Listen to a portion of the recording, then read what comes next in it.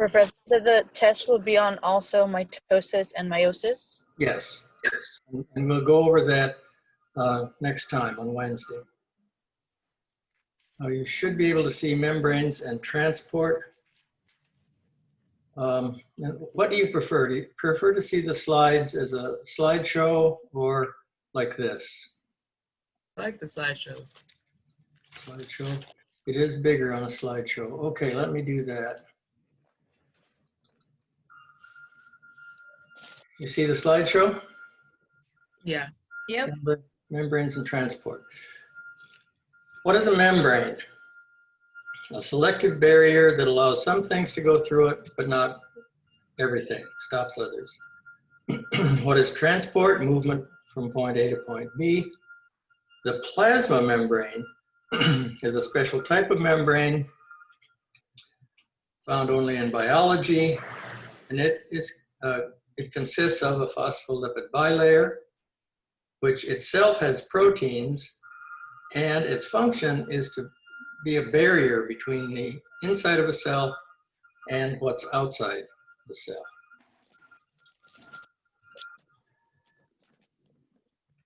Just so you know, I had this slide set. For those of you who haven't noticed, this little speaker symbol here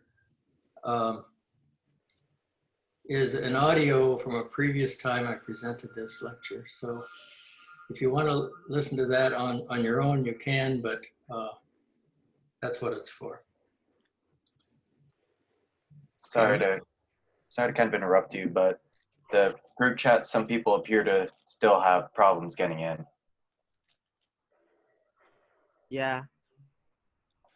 All right. So did I, but all I did was like copy and paste the thing onto the link thingy and it worked perfectly fine. Well, they're saying that Mr. Yoder needs to let them in somehow. Oh, I don't know. Yeah. All right.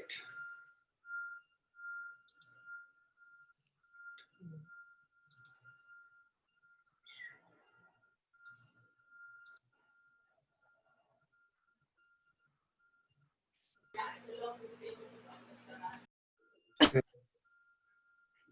everybody in? No, I guess not.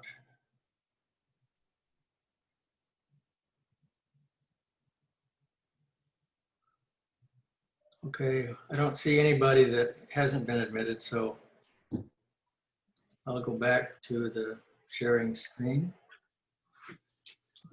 All right, I'll let them know. Yeah, let me know if anybody else needs to be admitted. Thank you. All right. Yeah, anytime.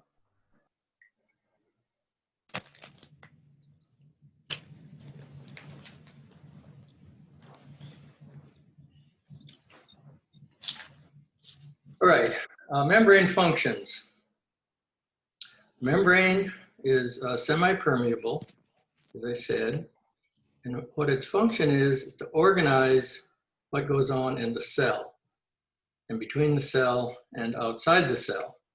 So it controls the exchange of materials, it mediates communication, cell-to-cell recognition, it's involved in transform of energy and cell adhesion. Second slide lists them.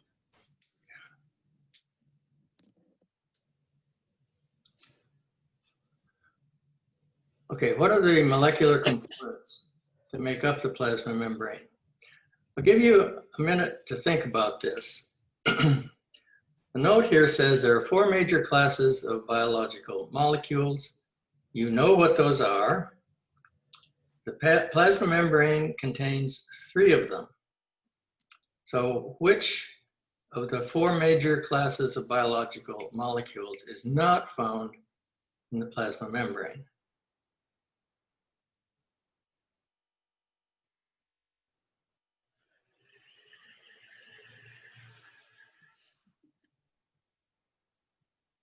No one's come up with an answer.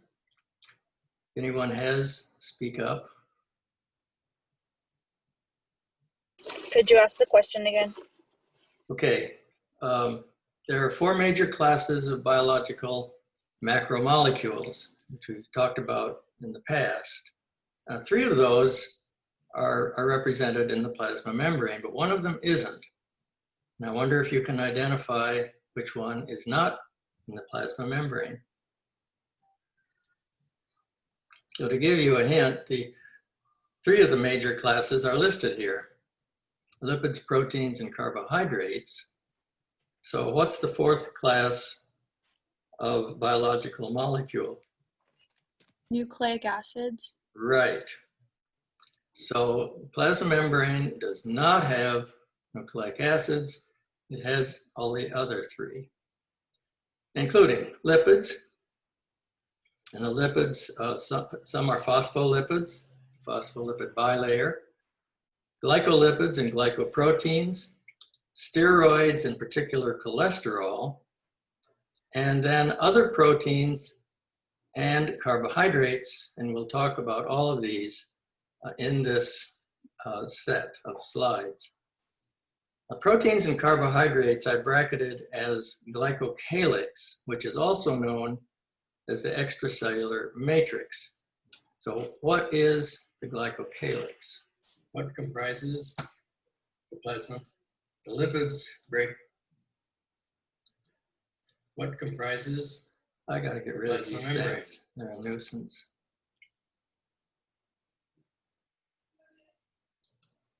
What comprises? What's going on here? What comprises?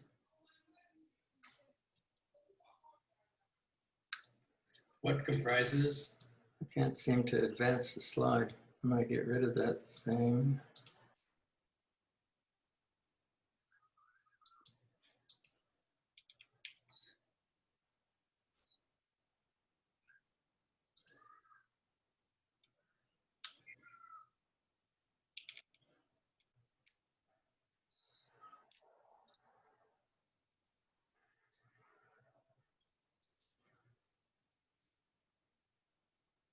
Okay, we're going to talk about the glycocalyx, its structure and its function.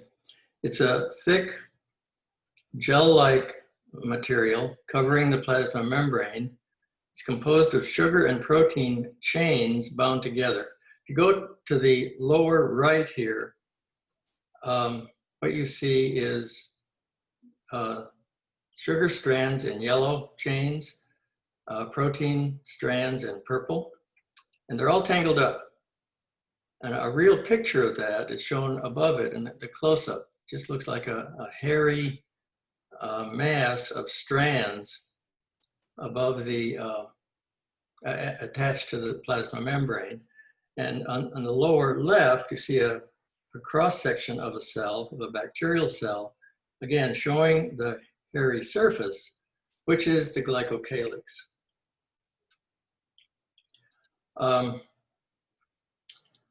So what does the glycocalyx or the extracellular matrix do?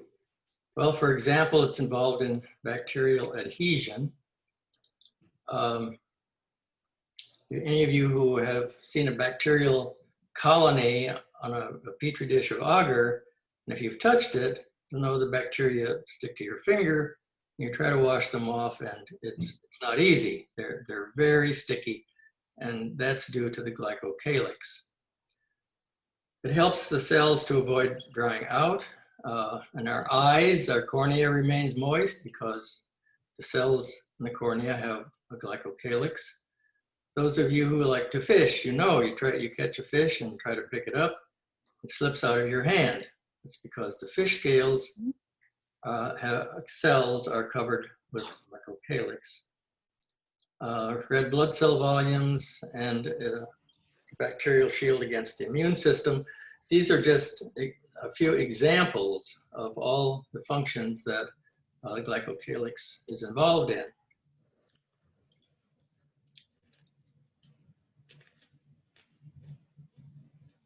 What?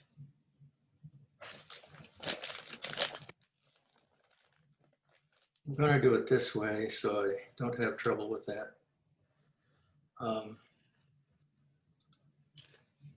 And the only purpose for this slide is just to emphasize the point that you'll see two terms when you read about the plasma membrane. One is glycocalyx, the other is extracellular matrix. And as far as I can tell, they're the same thing, as indicated on this slide.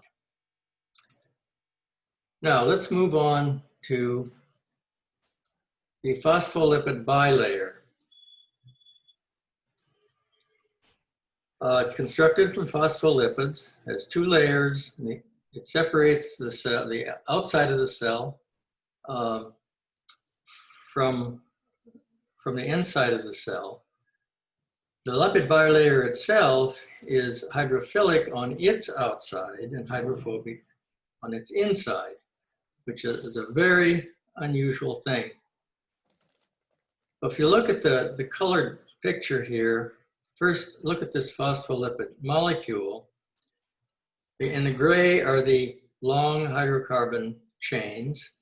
There's a phosphate group on the end, and then another polar group attached to that. This polar group could be any number of things, for example, choline or ethanolamine. But what it amounts to is the tails are nonpolar and the head is polar. You see them when they're lined up adjacent to each other. All the polar heads are pointing out into an extracellular watery environment. And on the inside, all the polar heads are pointed in, again, into a watery cytosol.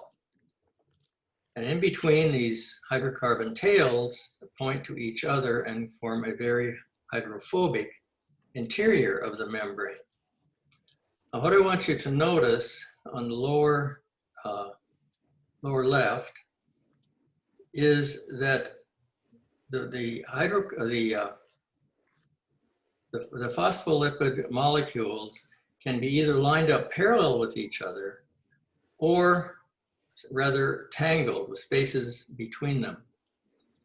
And we've talked about this before, and the difference is whether or not the hydrocarbon chains are saturated.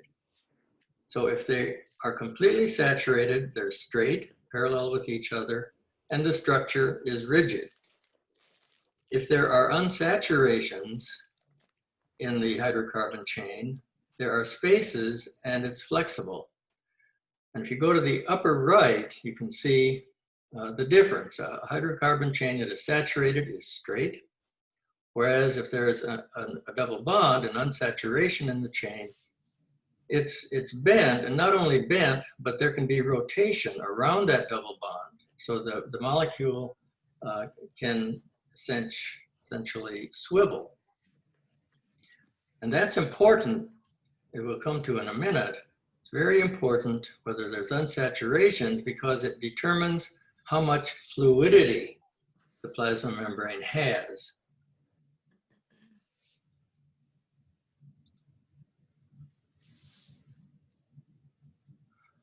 Now here you see the effect of cholesterol, steroids and glycolipids. Cholesterol either increases or decreases membrane fluidity. Here's the structure of cholesterol. It's a steroid, and it inserts itself in the phospholipid bilayer in between the hydrocarbon chains. And that's very important for the function. And the reason is what's come to be known as the fluid mosaic membrane model. Now, this is a concept that's a little hard to understand, so I'll go through it slowly and hope you get the picture. So the membrane is composed of fluid layers. Fluid means semi-solid. It's neither solid nor liquid. It's a collage of proteins embedded in the matrix. The matrix is the lipid bilayer. It's not homogeneous. There are different regions called microdomains. So on the right here, the color, you see the phospholipid bilayer. It's bent, indicating its flexibility, and you can see a transmission electron micrograph underneath it showing a real picture of what the plasma membrane can look like. It can bend and fold. So, and embedded in it are these green structures, which are mostly proteins. And we'll talk about those proteins and what they do.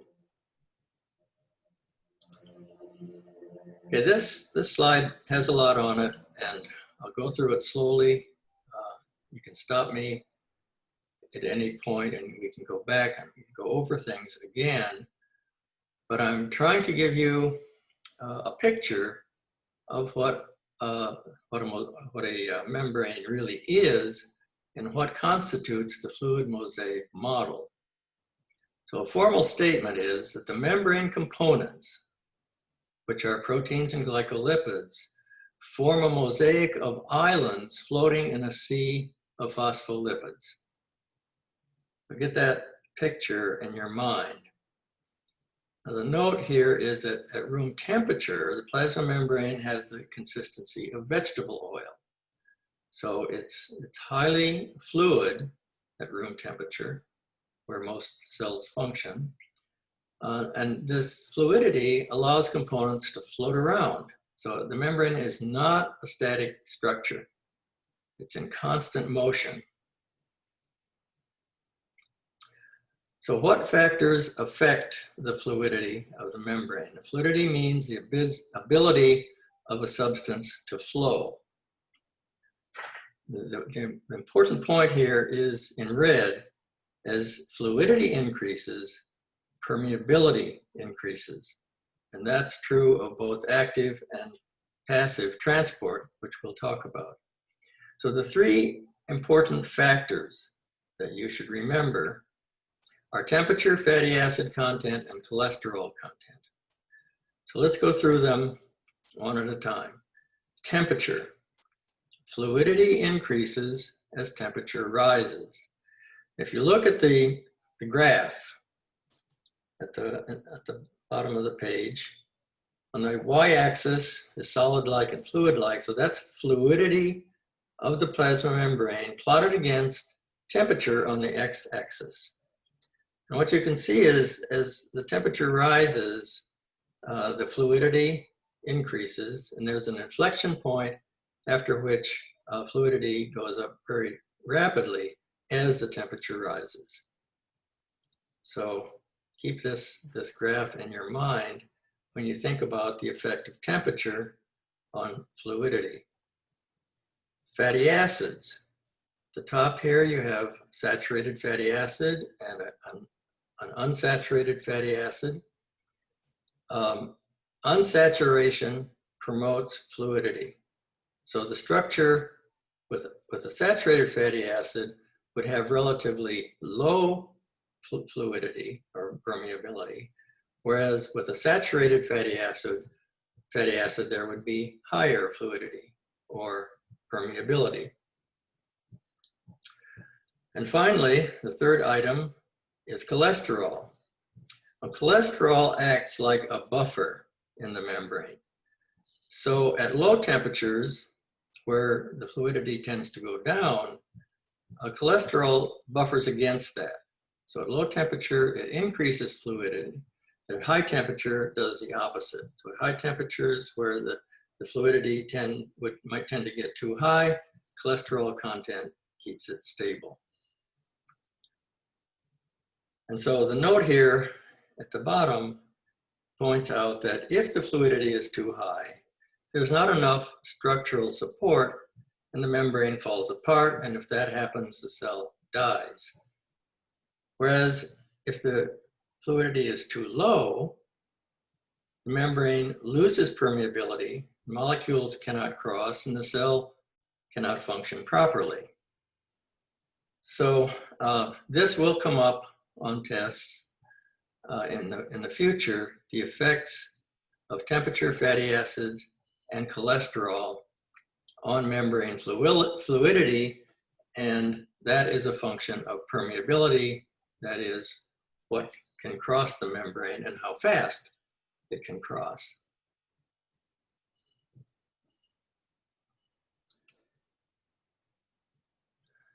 So again, coming back to the picture that you have in your mind of what a plasma membrane is, you have to use your imagination of a phospholipid bilayer being this thick, viscous, semi-liquid, as I said, like vegetable oil, and then floating around in it are proteins and glycolipids that are embedded, and they're in constant motion.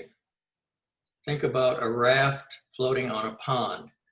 So the proteins and glycolipids are floating around in this viscous, semi-liquid material, and they're in constant motion. In any given protein, say one of these blue objects, doesn't stay in that position, but it keeps moving around continually because the cell is alive.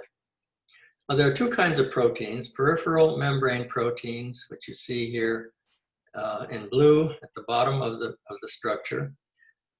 These are attached reversibly. That is, they can attach and then detach from the plasma membrane. And these proteins would be, for example, peptide hormones and antimicrobial peptides or neurotoxins. But they are proteins. They have a function. They need to be associated with the plasma membrane temporarily, so they attach and detach. Then there are the integral membrane proteins. They are a permanent part of the plasma membrane, and they traverse the entire structure from inside the cell to the outside the cell. And they are involved in the transport of materials into and out of the cell. So the peripheral membrane protein. Any questions about this model of what a plasma membrane is? Yeah, I have a question. Uh-huh. The peripheral membrane protein, you said that they move? They attach and detach. So they're there temporarily to do some kind of a job, like signal across the membrane, but they're not a permanent part of the membrane. Okay. The others, the integral membrane proteins, are there permanently, and they traverse the entire structure.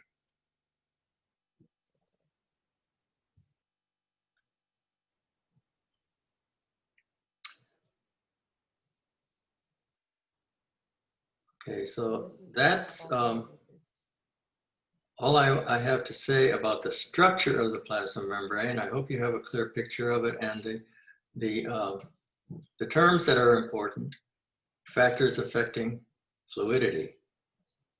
Yeah, I'm going to move now, if there are no more questions, to function of the plasma membrane, and we'll start with diffusion. Diffusion is movement of molecules from higher to lower concentration. And it's based on the kinetic energy intrinsic to molecules. Kinetic energy is the energy of an object due to its motion, which is ceaseless, random, and high speed. So you've all done what's shown here on the right. Put a drop of dye in a beaker of water, and it diffuses. It's highly concentrated when you put a drop in the water. Then as you wait, it disperses throughout the water. So that is diffusion.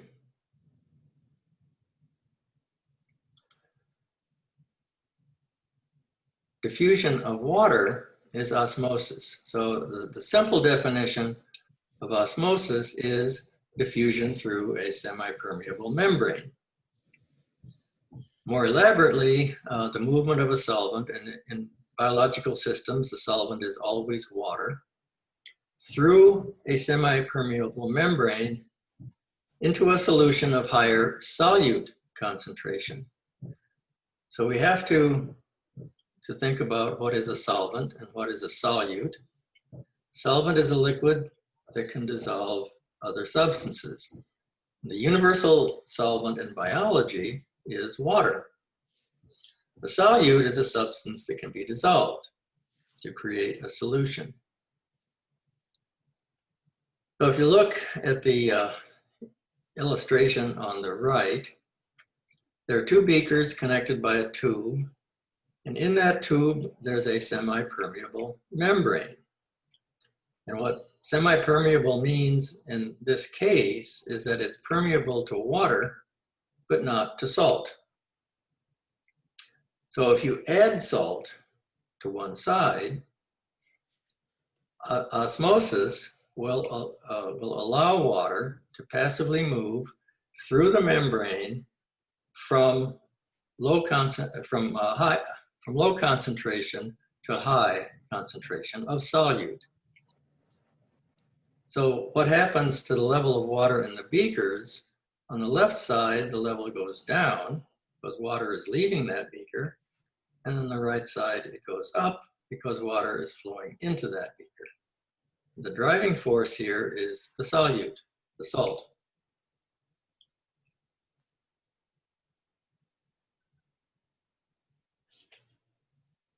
So that is osmosis, diffusion through a semi-permeable membrane.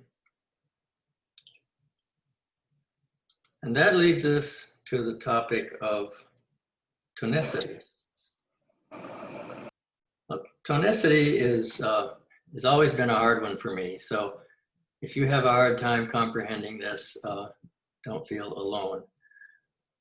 But tonicity of solutions, it can be isotonic, hypotonic, or hypertonic. An isotonic environment, the water concentration inside the cell equals the water concentration outside. Or in other words, on either side of a semi-permeable membrane, the water concentration is the same. An important point here is that cells contain about 0.9% dissolved salts.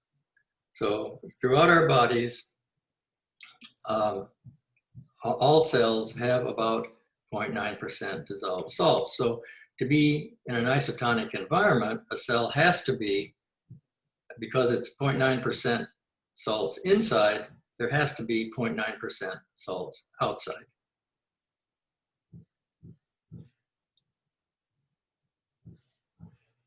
So that's isotonic. Hypotonic, and this is with respect to the environment of the cell. That is, we're going to talk here about hypotonic with respect to outside the cell, not inside. So water concentration outside the cell is higher than inside. So the solute concentration outside is lower than inside. And the result is that water moves into the cell at a greater rate than it moves out. So the solution with the lowest concentration of solute is described as hypotonic. So this is hypotonic with respect to the environment of the cell, with respect to the solution that the cell is sitting in.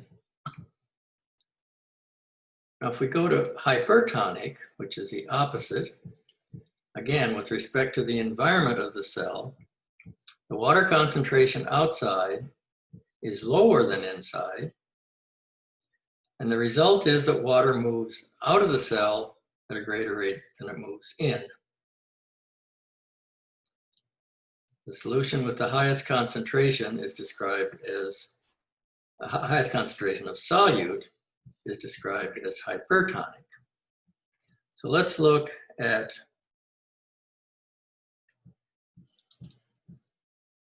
the effect of osmosis on cells. Now the way, you can think about this any way that helps you remember it. The way that I try to remember it is by thinking of tonicities with respect to the cell. So in those previous definitions, we're talking about tonicity with respect to the environment of the cell. And here, it's the reverse. It's tonicity with respect to the inside of the cell.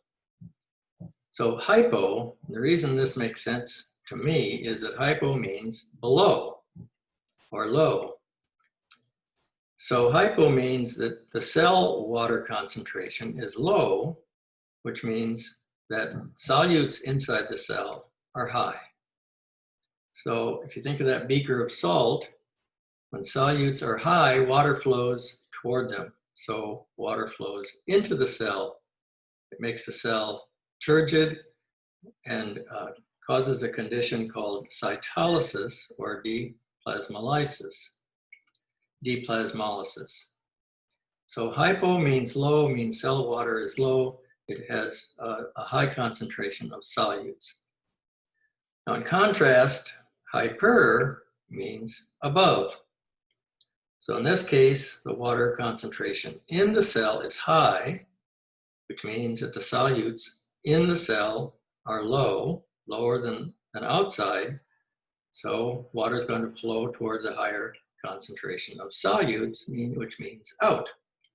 Water is going to flow out of the cell. And this will cause plasmolysis. And then, of course, the one that is easy to understand is isotonic. Iso means equal, means the cell water concentration inside the cell equals concentration outside. Okay, so if you look at cells, look at these red blood cells in the top left. In a hypertonic solution, the cell water is going to flow out, and that causes the cells to shrink, to shrivel. In a hypotonic solution, on the right, the cell water, the solutes in the cell are high with respect to the outside, and water flows in, and the cells swell up. And in the center is isotonic, where the water concentration is the same, and solute concentration is the same, inside and out, and so the cell is in a stable environment. So that's with red blood cells. If you look at on the right here, we go over the same thing. In an animal cell versus a plant cell, in the case of a hypertonic environment, water is going to flow out of the cell shrinks. And in the case of a plant cell, since there's a wall, the plasma membrane shrinks away, pulls itself away from the wall, as you see here, and the plant wilts. The contrast is in a hypotonic environment where water flows into the cell, the cell swells up, and if it's severe enough, the cell will burst. In the case of a plant, it's highly turgid, it has too much water. And isotonic, of course, is where the solute concentration is the same inside and out, and it's balanced. So that is my attempt. Scott, I know you have a way of explaining this. Would you like to say something about tonicities? When I normally discuss this, I start out with a very rigorous set of definitions, because people tend to confuse osmosis and tonicity because they are not tight on the definitions. Osmosis only cares about water. Tonicity only cares about solute. So you have to get these basic things straight. If you see that something is hypertonic, tonic sounds like tonicity, we're talking about high solute concentrations. If something is hypotonic, it means a low solute concentration. It's also, and this has been kind of mentioned, hypertonic, isotonic, all of these, well, I should say none of these terms can apply to a single thing. They must be compared to something. So if you can't just say a cell is hypertonic or hypotonic without knowing or without implicitly knowing that means in relation to the environment that the cell is in.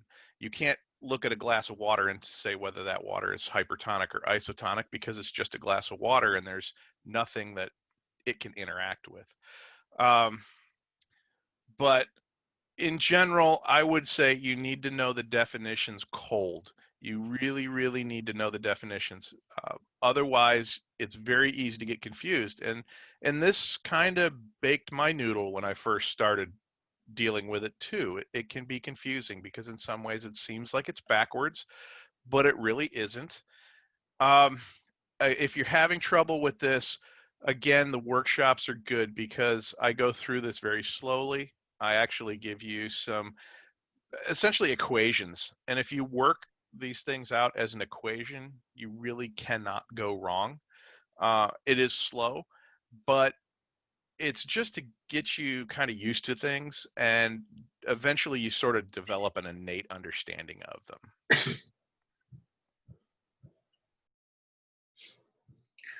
Okay, advertisement for the workshops.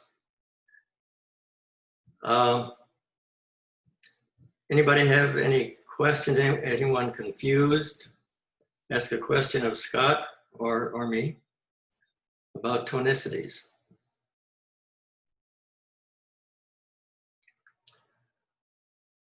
Well, this slide set is in Canvas, so you can call it up and go through and think about these things in a more relaxed time frame. But please spend time understanding tonicities and understanding membrane fluidity, membrane permeability. All right, we're going to leave the tonicity issue and talk about movement of small molecules. There can be three possible types of transport for small molecules listed here: diffusion, passive transport, and active transport. Passive transport can also be known as facilitated diffusion, and it's based simply on diffusion. There's no energy required in passive transport, whereas active transport always requires energy. So this picture illustrates the three. Diffusion is always down a concentration gradient. So you see the concentration here outside the cell of these red balls, the concentration is high. Inside the cell, the concentration is low. So these red balls will diffuse through the membrane, especially if they're hydrophobic balls. It can diffuse through the membrane from high concentration to low concentration. That's diffusion through the membrane. Passive transport, again, is down the concentration gradient. The concentration of green balls is high outside, it's low inside. So there is transport in that the molecules go through a pore, through a channel, across the membrane. But again, it's a type of diffusion. It's from a region of high concentration to low. Now, if you move to the right, look at the direction of the arrows. Concentration of blue balls is higher outside the cell than it is inside, and yet the blue balls are moving from inside to outside. They're moving from low concentration to high against the concentration gradient. And how do they do that? They use a transport mechanism that requires ATP. And when ATP is hydrolyzed, it releases energy, and that energy can drive the movement across the membrane against a concentration gradient from low concentration to high. So that is active transport. And I should point out that these URLs that you'll see on some of the slides, I'm going to try to get to one of them, but you can paste those into your browser and watch movies, videos that illustrate some of these points. Okay, more passive transport of proteins. No energy required. There can be two kinds of channels that facilitate passive transport, open and gated. And always the movement is from high concentration to low.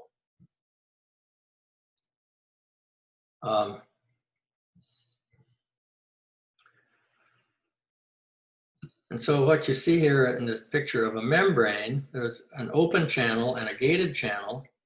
In an open channel, you can see that the bright green balls are moving from a higher concentration through the channel to a lower concentration.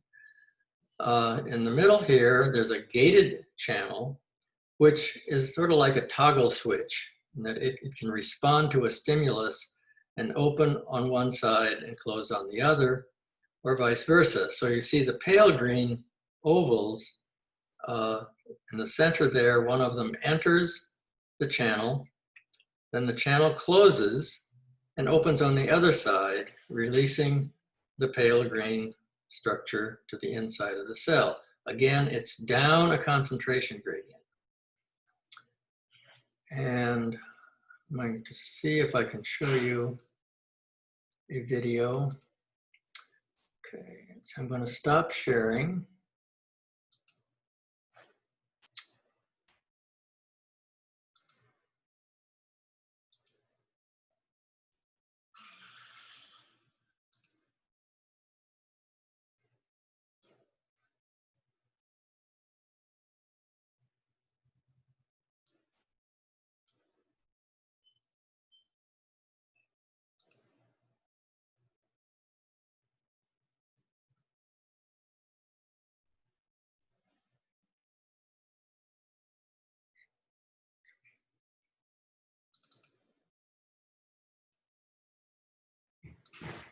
All animal cells are enclosed in a plasma membrane, which consists of two layers of phospholipids.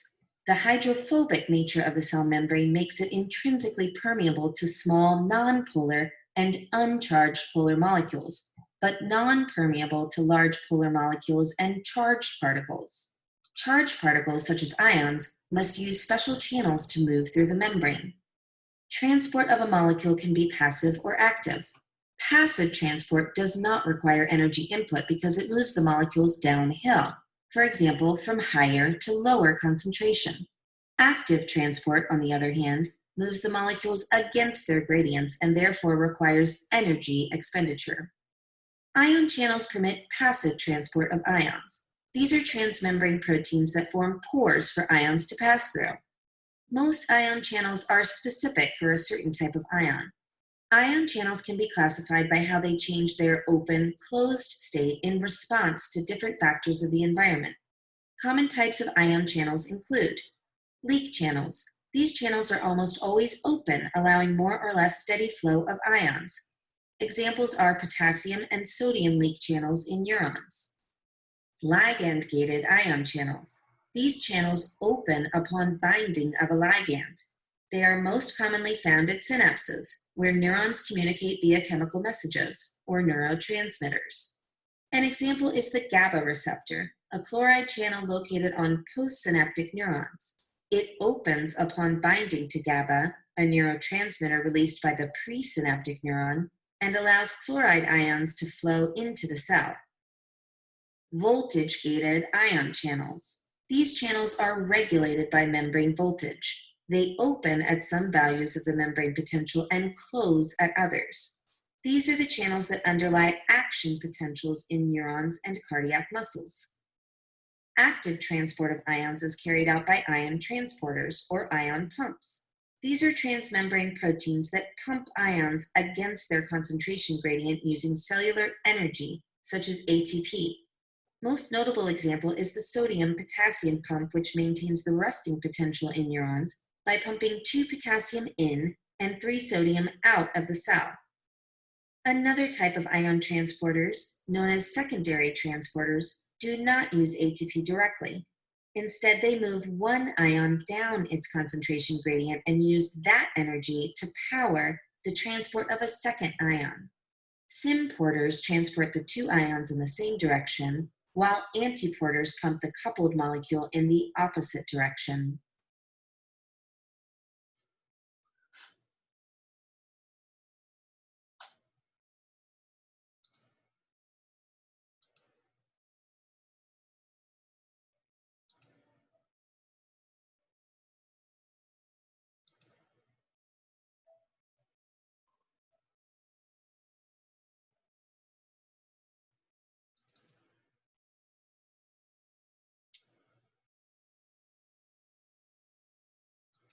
Okay, we're back to active transport. Everybody see the screen okay?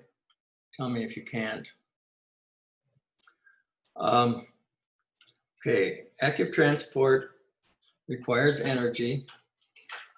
A transport protein pumps a specific solute. So all of these transporters are specific for just one type of molecule that they transport, and it's always against the solute's concentration gradient. And ATP is usually the source of energy, but not always. Okay, functions. We can't see the slides. Pardon? We can't, at least I can't see the slides. Can't see I can only see the thumbnail for it, like the left side, but I can't see the full slide. Let me stop sharing. And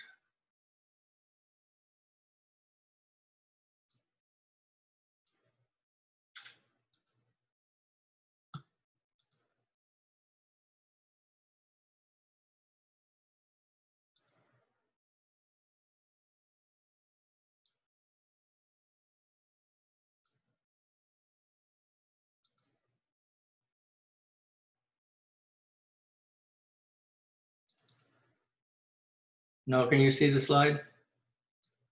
Yes. Okay.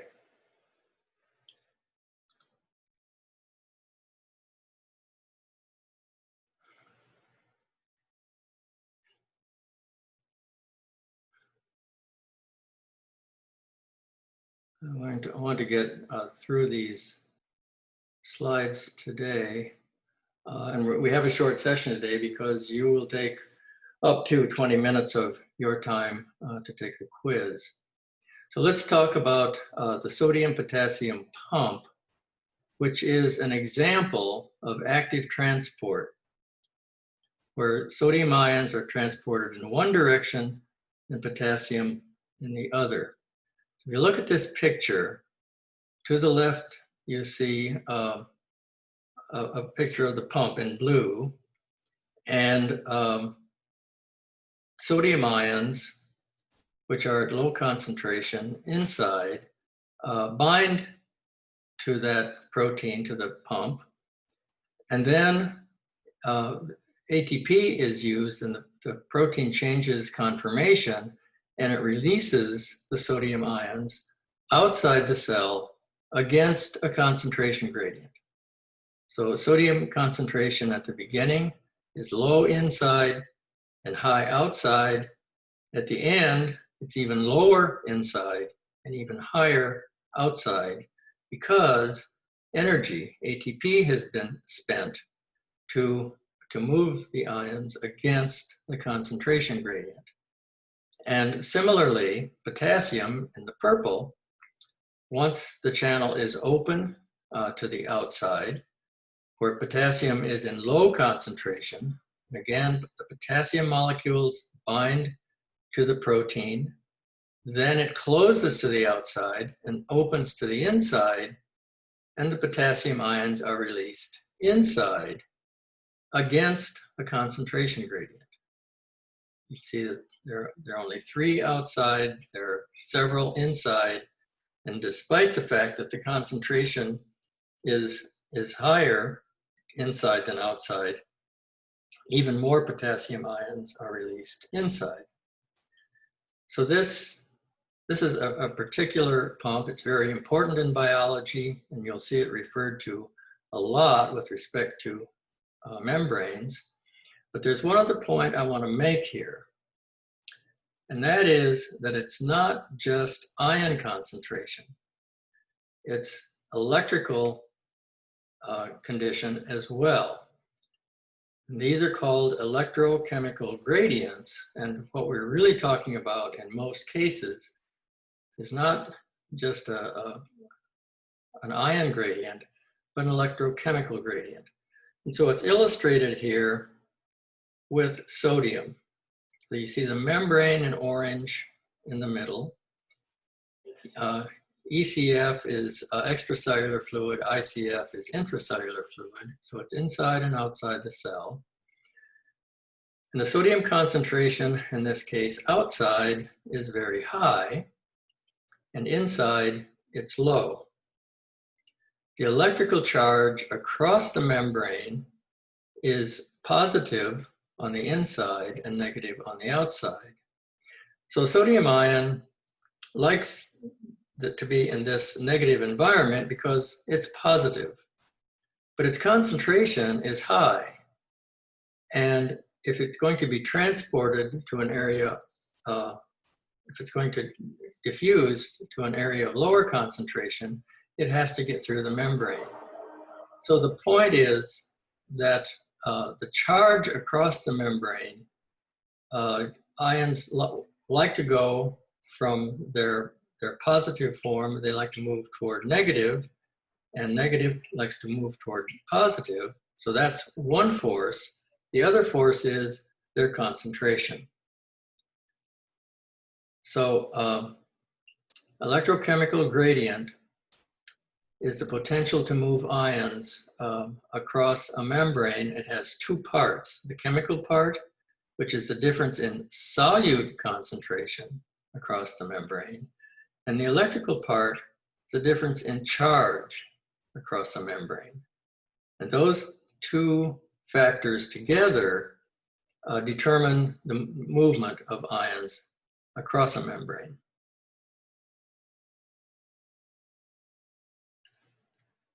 Electrochemical gradient. So remember that. It's an important concept to understand.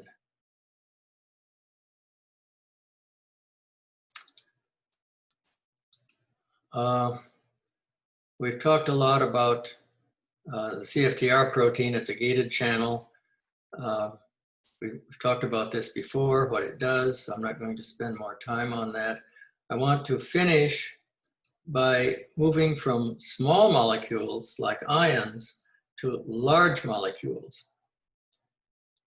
Bulk transport. We have really two processes, endocytosis and exocytosis. So endocytosis is movement of large molecules from outside the cell to inside. Exocytosis is the opposite, movement of large molecules from inside to outside. So here's an illustration of exocytosis, an electron micrograph showing it happening.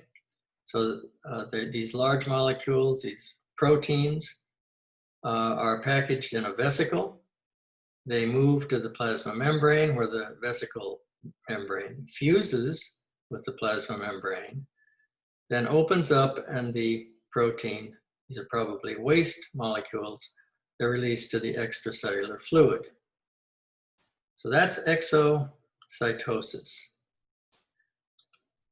Endocytosis, there are three types. Pinocytosis deals with extracellular fluid. So if extracellular fluid is going to enter the cell in a large amount, the plasma membrane invaginates, packages some of the fluid, and releases it inside. There is receptor-mediated endocytosis, and you'll remember this from the coronavirus.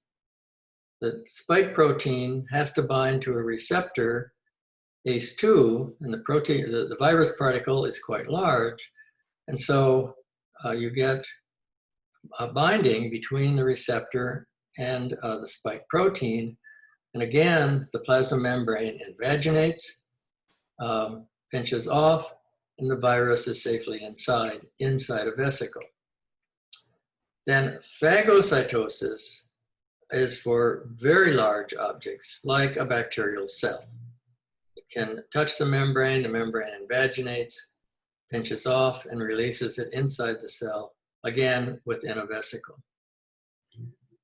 So there's exocytosis, export out, and 3 types of endocytosis, movement into the cell. And you had requested that I make a summary of what I think is the structure of this topic. And I've done that on the last slide, and I've indicated that the textbook pages relevant to this topic are 63 to 89. So I've actually run overtime. That's where I'd like to stop. And are there any questions or comments? You do have the rest of the day to take the quiz if you haven't taken it already. And we're going to switch topics completely on Wednesday and talk about meiosis and mitosis.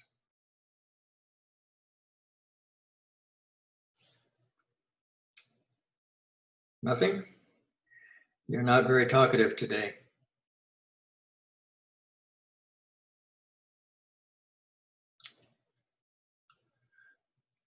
Okay, in that event, if there's nothing more,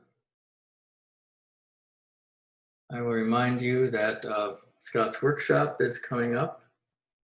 And if you have uncertainties or questions about anything, but especially regarding tonicity, talk to Scott about it in his workshop.